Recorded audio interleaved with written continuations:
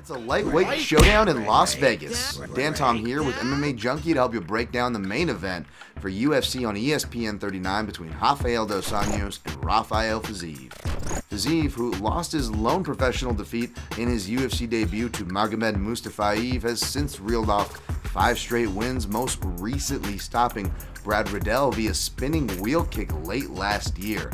However, standing in his way is a former champion in Rafael dos Anjos, who dabbled at welterweight with deceptive success, and since dropping back down to lightweight has reeled off 2 straight over the likes of Paul Felder and Renato Moicano.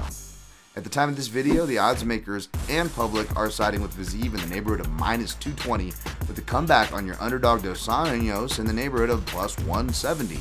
Now, I don't disagree with Fiziev being favored. He is the younger man, he is the hyped party, and he's hyped for a good reason because he's got really good skill.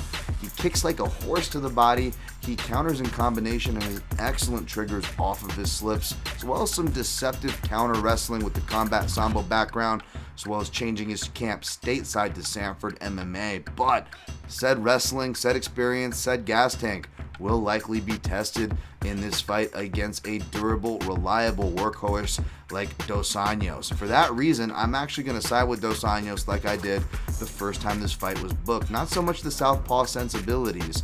You know, I think that Fiziev does well with southpaws. We've seen him against the likes of Alex White and others in the past. I think it's more dos Anjos' threat of, again, the wrestling, the control time, and the damage he can do from those positions. It's not just control.